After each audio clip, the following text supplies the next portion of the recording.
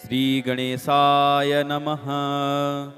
अथ शनिस्तोत्रम् विनियोगः। ओम अस्य श्री शनैश्चरस्तोत्रमन्त्रस्य दशरथ ऋषिः शनैश्चरो देवता त्रिष्टुभछन्दः शनैश्चरप्रीत्यर्थं पाठे विनियोगः। दशरथ उवाच कोडोऽन्तको रौद्रमयोऽथ बभ्रुः कृष्णः शनिः पिङ्गलमन्दशौरिः नित्यं स्मृतो यो हरते च पीडां तस्मै नमः श्रीरविनन्दनाय। सुरासुराः किं पुरुषोरगेन्द्रा गन्धर्वविद्याधरपन्नगाश्च पीड्यन्ति सर्वे विषमस्थितेन तस्मै नमः श्रीरविनन्दनाय।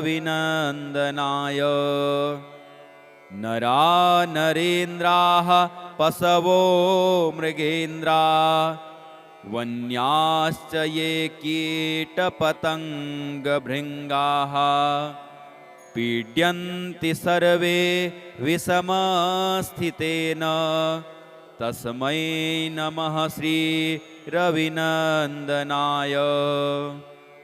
देशाश्च दुर्गाणि वनानि यत्र सेनानिवेशाः पुरपत्तनानि पीड्यन्ति सर्वे विषमस्थितेन तस्मै नमः श्रीरविनन्दनाय।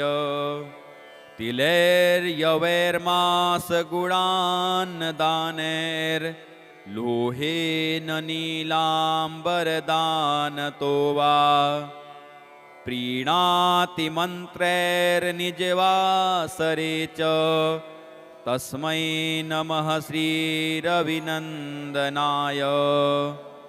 प्रयागकूले यमुनातटे च सरस्वती पुण्यजले गुहायां यो योगिनां ध्यानगतोऽपि सूक्ष्मस्तस्मै नमः श्रीरविनन्दनाय।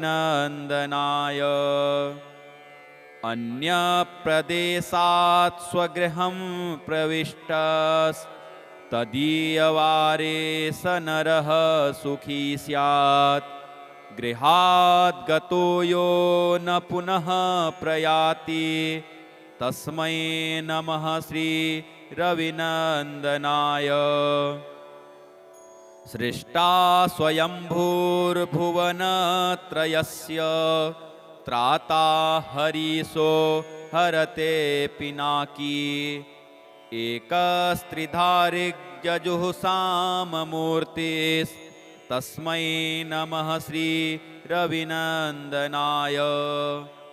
सन्न्यष्टकं यः प्रयतः प्रभाते नित्यं सुपुत्रैः पशुबान्धवैश्च पठेत्तु सौख्यं भुवि भोगयुक्तः प्राप्नोति निर्वाणपदं तदन्ते। कोणस्थः पिङ्गलो बभ्रुः कृष्णो रौद्रोऽन्तको यमः शौरिः शनैश्चरो मन्दः पिप्पलादेन संस्तुतः।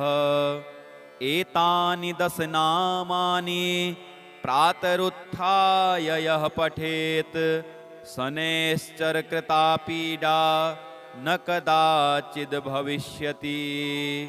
इति श्री ब्रह्माण्डपुराणे श्री शनैश्चरस्तोत्रम् श्रीराहवे नमः। अथ राहुस्तोत्र विनियोगः।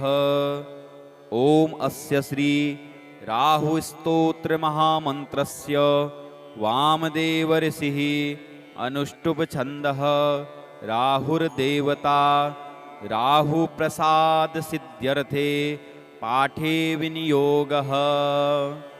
काश्यप उवाच शृण्वन्तु मुनयः सर्वे राहुप्रीतिकरं स्तवम् सर्वरोगप्रशमनं विषभीतिहरं परम् सर्वसम्पत्करं चैव गुह्यमेतदनुत्तमम् आदरेण प्रवक्ष्यामि श्रूयतामवधानतः राहुः सूर्यरिपुश्चैव विषज्ज्वाली भयाननः सुधांशुवैरिः श्यामात्मा विष्णुचक्राहितो बली भुजगे सस्तीक्ष्णदष्टः क्रूरकर्माग्रहाधिपः द्वादशेतानि नामानि नित्यं यो नियतः पठेत् जप्त्वा तु प्रतिमां रय्यां शीसजां मासु सुस्थितां नीलैर्गन्धाक्षतैः पुष्पैः भक्त्या सम्पूज्य यत्नतः विधिना वह्निमादाय दूर्वानाज्याहुतिः क्रमात् तन्मन्त्रेणैव जुह्याद्या वदष्टोत्तरं शतम् उत्वैवं भक्तिमान् राहुं प्रार्थयेद्ग्रहनायकं सर्वपापविनिर्वृत्य प्राञ्जलिः प्रणतो नरः राहो करालवदन रविचन्द्रभयङ्कर तमोरूप नमस्तुभ्यं प्रसादं कुरु सर्वदा सिंहिकासुतसूर्यारे सिद्धगन्धर्वपूजिते सिंहवाह नमस्तुभ्यं सर्वान् रोगान् निवारय कृपाणफलकाहस्त त्रिशूलिन वरदायक गरलातिगरालस्य गदान्मे नाशयाखिलान् स्वरभानो सर्पवदन सुधाकर विमर्दन सुरासुरवरस्तुत्य सर्वदा त्वं प्रसीद मे इति सम्प्रार्थितो राहुः दुष्टस्थानगतोऽपि वा सुप्रीतो जायते तस्य सर्वान् रोगान् विनाशयेत् विषान्न जायते भीतिः महारोगस्य का कथा सर्वान् कामान् वाप्नोति नष्टं राज्यमवाप्नुयात् एवं पठेदनुदिदं स्तवराजमेतं मर्त्यः प्रसन्नहृदयो विजितेन्द्रियो यः आरोग्यमायुरतुलं लभते सुपात्रान् सर्वे गृहा विषमगाः सुरतिप्रसन्नाः ॐ श्रीराहवे नमः। अथ केतुस्तोत्रं विनियोगः। ॐ अस्य श्री केतुस्तोत्रमहामन्त्रस्य वामदेवऋषिः अनुष्टुप्छन्दः केतुर्देवता केतुप्रसादसिद्ध्यर्थे पाठे विनियोगः। गौतम उवाच मुनीन्द्रसूत तत्त्वज्ञ सर्वशास्त्रविशारद सर्वरोगहरं ब्रूहि केतोः स्तोत्रमनुत्तमम्। सूत उवाच शृणु गौतम वक्ष्यामि स्तोत्रमेतदनुत्तमम् गुह्याद्गुह्यतमं केतोः ब्रह्मणा कीर्तितं पुरा। आद्यः करालवदनो द्वितीयो रक्तलोचनः तृतीयः पिङ्गलाक्षश्च चतुर्थो ज्ञानदायकः पंचमः कपिलाक्षश्च षष्ठः कालाग्निसन्निभः सप्तमो हिमगर्भश्च धूम्रवर्णोऽष्टमस्तथा नवमः कृत्तकण्ठश्च दशमः नरपीठगः एकादशस्तु श्रीकण्ठः द्वादशस्तु गदायुधः द्वादशैते महाक्रूराः सर्वोपद्रवकारकाः पर्वकाले पीडयन्ति दिवाकरनिशाकरौ नाम द्वादशकं स्तोत्रं केतोरेतन्महात्मनः पठन्ति येन्वहं भक्त्या तेभ्यः केतुः प्रसीदति।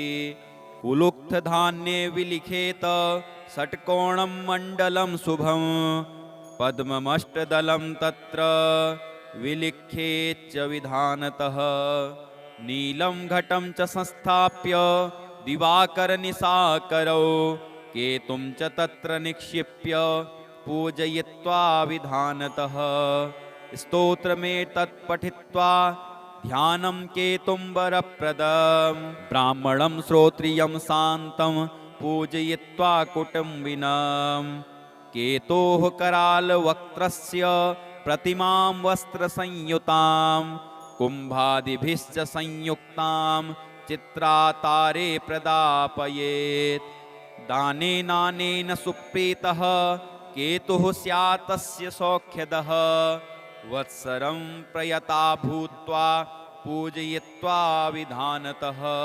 मूलमष्टोत्तरशतं ये जपन्ति नरोत्तमाः तेषां केतुप्रसादेन न कदाचिद् भयं भवेत्। इति श्री केतुस्तोत्रम्। अथ शनिस्तोत्रम्। विनियोगः। ओम अस्य श्री शनैश्चरस्तोत्रमन्त्रस्य दशरथ ऋषिः शनैश्चरो देवता त्रिष्टुभछन्दः शनैश्चरप्रीत्यर्थं पाठे विनियोगः। दशरथ उवाच कोडोऽन्तको रौद्रमयोऽथ बभ्रुः कृष्णः शनिः पिङ्गलमन्दशौरिः नित्यं स्मृतो यो हरते च पीडां तस्मै नमः श्रीरविनन्दनाय।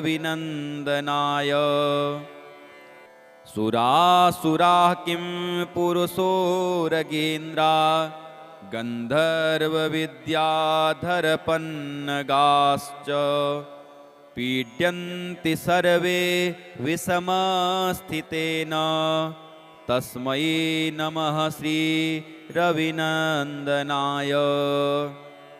नरा नरेन्द्राः पशवो मृगेन्द्रा वन्याश्च ये कीटपतङ्गभृङ्गाः पीड्यन्ति सर्वे विषमस्थितेन तस्मै नमः श्रीरविनन्दनाय।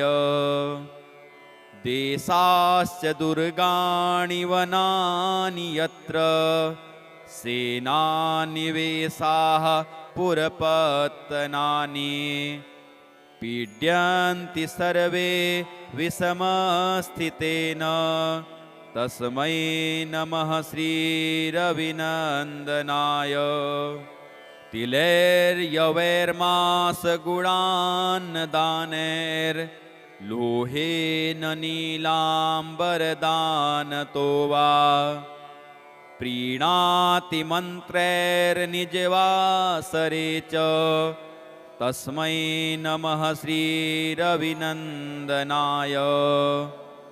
प्रयागकूले यमुनातटे च सरस्वती पुण्यजले गुहायां यो योगिनां ध्यानगतोऽपि सूक्ष्मस्तस्मै नमः श्रीरविनन्दनाय।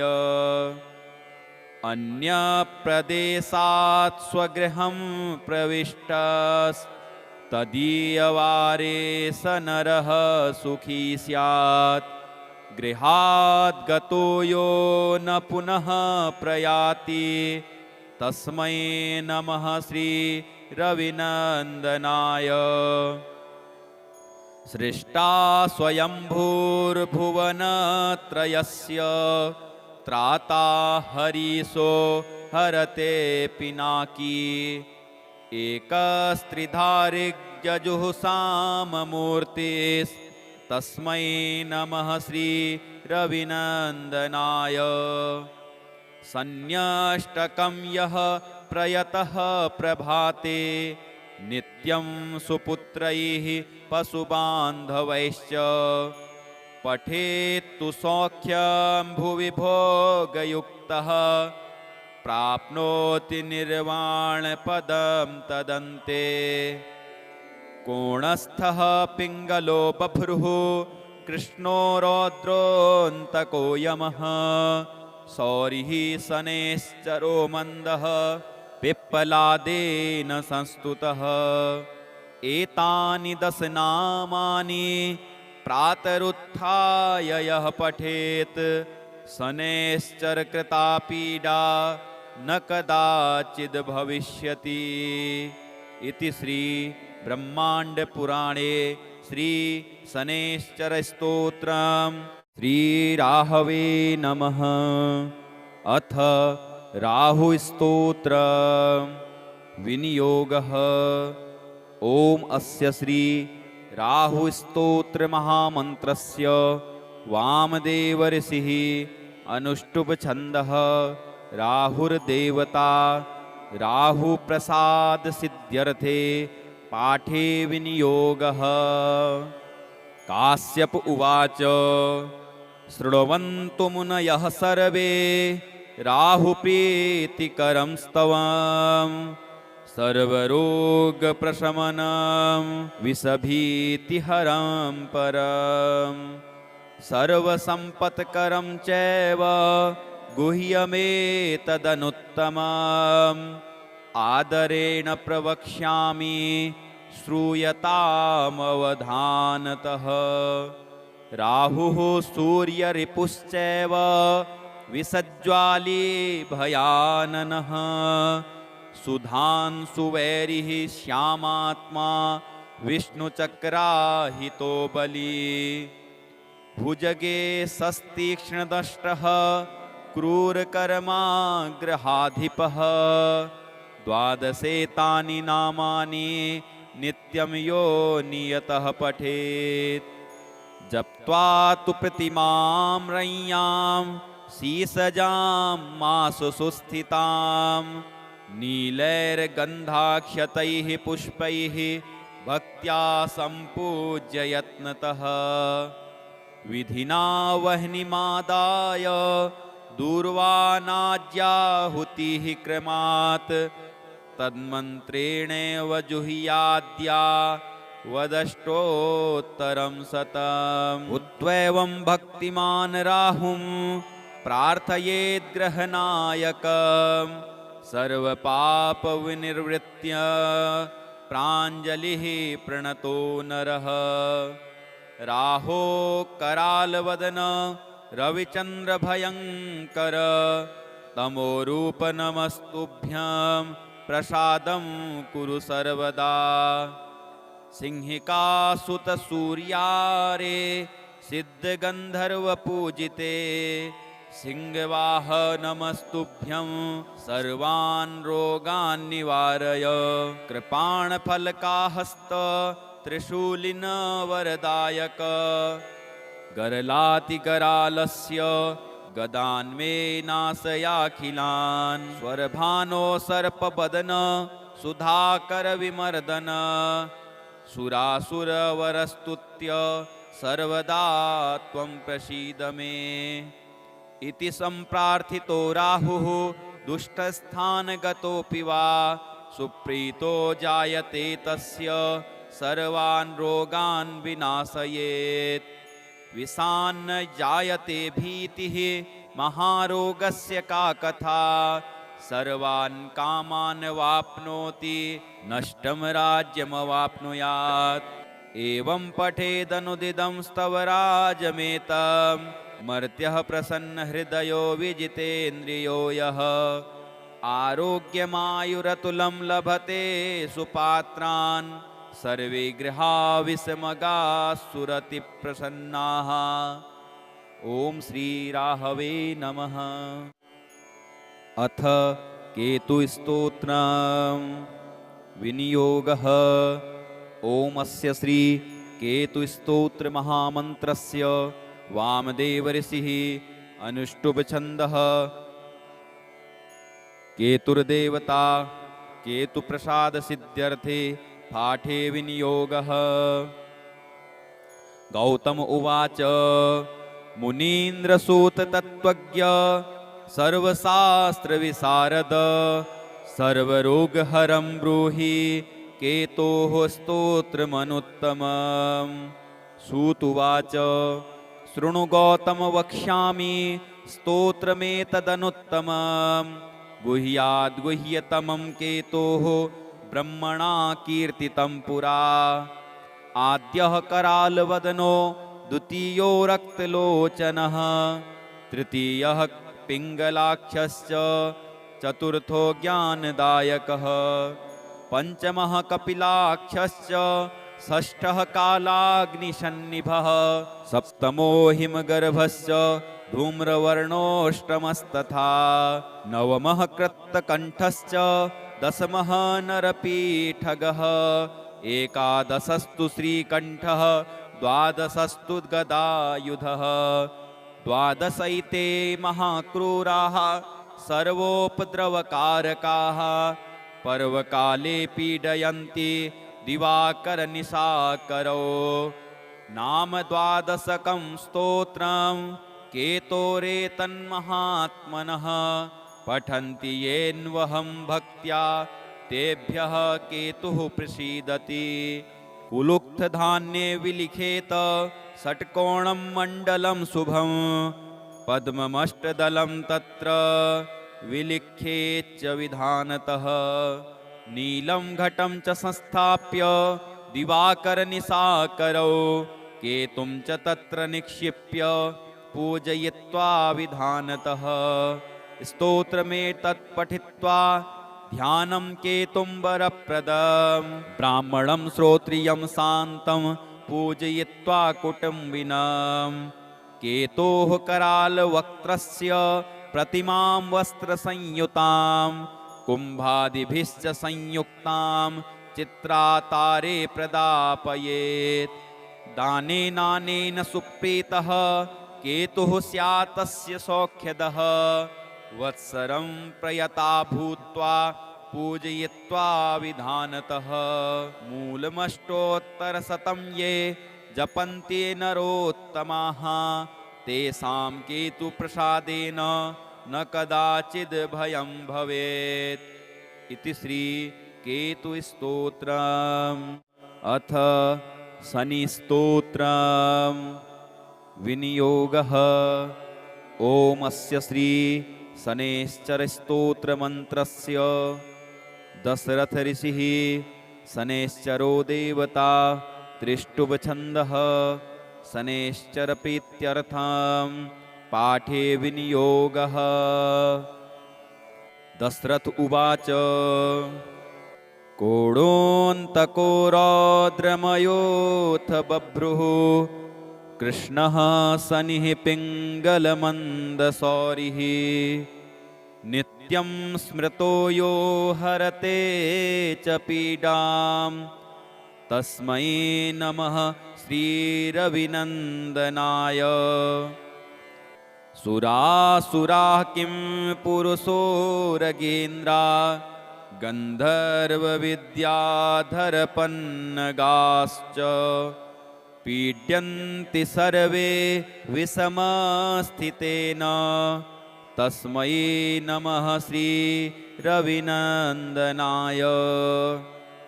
नरा नरेन्द्राः पशवो मृगेन्द्रा वन्याश्च ये कीटपतङ्गभृङ्गाः पीड्यन्ति सर्वे विषमस्थितेन तस्मै नमः श्रीरविनन्दनाय।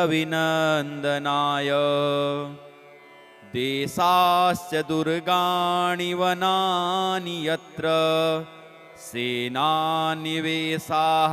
पुरपत्तनानि पीड्यन्ति सर्वे विषमस्थितेन तस्मै नमः श्रीरविनन्दनाय। तिलैर्यवैर्मासगुणान्नदानैर् लोहेन नीलाम्बरदानतो वा प्रीणाति मन्त्रैर्निजवासरे च तस्मै नमः श्रीरविनन्दनाय। प्रयागकूले यमुनातटे च सरस्वती पुण्यजले गुहायां यो योगिनां ध्यानगतोऽपि सूक्ष्मस्तस्मै नमः श्रीरविनन्दनाय। अन्यप्रदेशात् स्वगृहं प्रविष्टस्तदीयवारे स नरः सुखी स्यात्। गृहात् गतो यो न पुनः प्रयाति तस्मै नमः श्रीरविनन्दनाय। सृष्टा स्वयंभूर्भुवनत्रयस्य त्राता हरीशो हरते पिनाकी। एकस्त्रिधारिग्यजुःसाममूर्तिस्तस्मै नमः श्रीरविनन्दनाय। सन्न्यष्टकं यः प्रयतः प्रभाते नित्यं सुपुत्रैः पशुबान्धवैश्च पठेत्तु सौख्यं भुवि भोगयुक्तः प्राप्नोति निर्वाणपदं तदन्ते। कोणस्थः पिङ्गलो बभ्रुः कृष्णो रौद्रोऽन्तको यमः सौरिः शनैश्चरो मन्दः पिप्पलादेन संस्तुतः। एतानि 10 नामानि प्रातरुत्थाय यः पठेत् शनैश्चरकृता पीडा न कदाचिद् भविष्यति। इति श्री ब्रह्माण्डपुराणे श्री शनैश्चरस्तोत्रम्। श्रीराहवे नमः। अथ राहुस्तोत्र विनियोगः। ओम अस्य श्री राहुस्तोत्र महामन्त्रस्य वामदेव ऋषिः अनुष्टुप छन्दः राहुर्देवता राहु प्रसाद सिद्ध्यर्थे पाठे विनियोगः। काश्यप उवाच शृण्वन्तु मुनयः सर्वे राहुप्रीतिकरं स्तवम् सर्वरोगप्रशमनं विषभीतिहरं परम् सर्वसम्पत्करं चैव गुह्यमेतदनुत्तमम् आदरेण प्रवक्ष्यामि श्रूयतामवधानतः।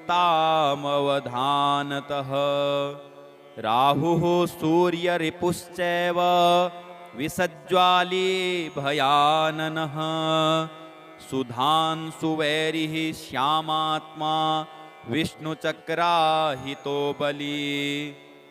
भुजगे सस्तीक्ष्णदष्टः क्रूरकर्माग्रहाधिपः 12 तानि नामानि नित्यं यो नियतः पठेत्। जप्त्वा तु प्रतिमां रय्यां शीसजां मासु सुस्थितां नीलैर्गन्धाक्षतैः पुष्पैः भक्त्या सम्पूज्य यत्नतः। विधिना वह्निमादाय दूर्वानाज्याहुतिः क्रमात् तन्मन्त्रेणैव जुह्याद्या वदष्टोत्तरं शतम्। उद्वैवं भक्तिमान् राहुं प्रार्थयेद्ग्रहनायकम् सर्वपापविनिर्वृत्य प्राञ्जलिः प्रणतो नरः। राहो करालवदन रविचन्द्रभयङ्कर तमोरूप नमस्तुभ्यं प्रसादं कुरु सर्वदा। सिंहिकासुत सूर्यारे सिद्धगन्धर्वपूजिते सिंहवाह नमस्तुभ्यं सर्वान् रोगान् निवारय कृपाणफलकाहस्त त्रिशूलिन वरदायक गरलातिगरालस्य गदान्मे नाशयाखिलान् स्वरभानो सर्पवदन सुधाकर विमर्दन सुरासुरवरस्तुत्य सर्वदा त्वं प्रसीद मे इति सम्प्रार्थितो राहुः दुष्टस्थानगतोऽपि वा सुप्रीतो जायते तस्य सर्वान् रोगान् विनाशयेत् विषान्न जायते भीतिः महारोगस्य का कथा सर्वान् कामान् वाप्नोति नष्टं राज्यमवाप्नुयात् एवं पठेदनुदिदं स्तवराजमेतं मर्त्यः प्रसन्नहृदयो विजितेन्द्रियो यः आरोग्यमायुरतुलं लभते सुपात्रान् सर्वे गृहा विस्मगाः सुरतिप्रसन्नाः। ॐ श्रीराहवे नमः। अथ केतुस्तोत्रम् विनियोगः। ॐ अस्य श्री केतुस्तोत्रमहामन्त्रस्य वामदेवऋषिः अनुष्टुप्छन्दः। केतुर्देवता केतुप्रसादसिद्ध्यर्थे पाठे विनियोगः। गौतम उवाच मुनीन्द्रसूततत्त्वज्ञ सर्वशास्त्रविशारद सर्वरोगहरं ब्रूहि केतोः स्तोत्रमनुत्तमम्।